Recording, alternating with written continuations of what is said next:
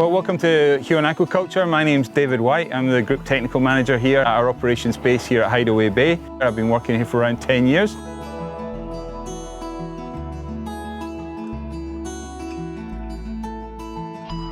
Well, we farm fish to feed the growing world population. In 2012, we had 7 billion people in the world. We then look at that and say that of that proportion, 1.2 billion have seafood as a primary source of protein. And that equates to 17.2 kilos per person. That's the amount of seafood that we need on an annual basis. So this is the life cycle of a salmon. The eggs are incubated.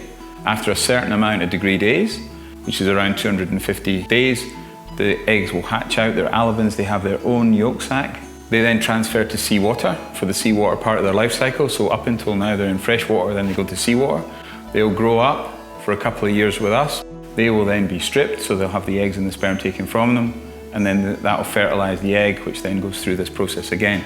So we talk about closing the cycle in aquaculture, which means we can take eggs, grow them all the way around to parent fish, and then get another generation. So that's called vertical integration. When you can go from eggs all the way back round, means that you're vertically integrated. It also is a term we use for explaining that we go all the way from egg to plate in aquaculture. We have a world fish supply which is constrained around 117 to 120 million tonnes. 45% at that point, which is 2012, was supplied by aquaculture.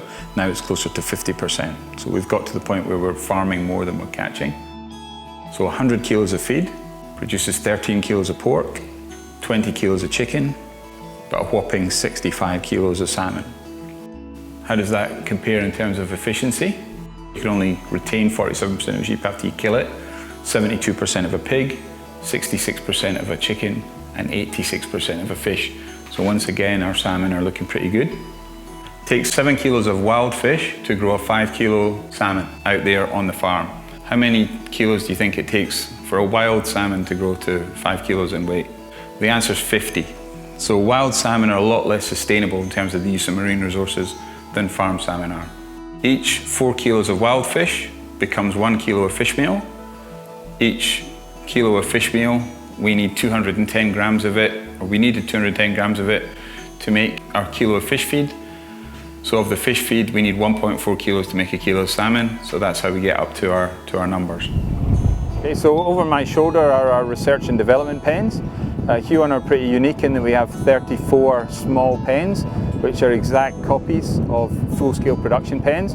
They have the nets, they have the flotation collars, and they also have the center-mounted feeders. So in those pens we can run a small number of fish, between 200 and 500. We can do lots of trials on things like different feed ingredients, different feed energy levels, different photo periods, so how long the day length is that the fish are experiencing.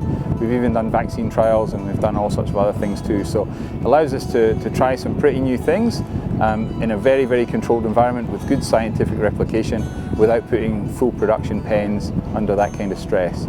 So it's the key to our success here, is being able to try things before we do them. First thing you have to do as a fish farmer is you have to keep your fish alive. The second thing you have to do as a fish farmer is keep them in one place. Behind me is one of our production pens. It's a 168 metre pen. That's the circumference of the pen. That's how we measure our pens and how we categorise them. So what we're going to do is we're going to have a look at this pen. We're going to see what the challenges are that we've tried to solve with this design. And then we're going to try and give you a little bit of insight into the important things for us, so that if you were redesigning one of these pens, what you might have to take into consideration. The pen's made up of 3 main components. First component is the flotation collar. That's what keeps the whole rig on the surface. Then we have the net, which contains the fish and also protects the fish from external predators.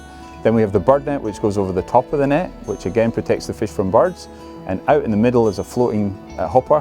That floating hopper is computer controlled, and it basically feeds the fish when they want to be fed. So it's an integral part of the pen. It holds up the bird net, but it also carries the feed that we need to feed the fish.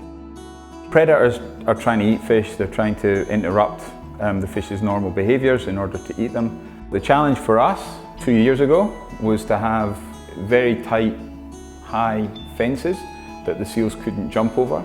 But despite our best efforts, seals would pull the net down. They'd try and get up the inside of the net.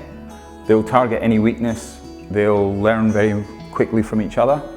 So very, very inventive and very, very persistent animals. So this is state of the art, or was state of the art probably around 4 years ago. But it's clear that improvements have to be made. So one of the things that we'd like you guys to think about is how would you make those improvements? How would you keep the fish as far away from the seals as you possibly could? How would you prevent them from climbing over? And how would you make the whole thing a safer working environment for people who work here? So that's the challenge, and it's the challenge we face every day.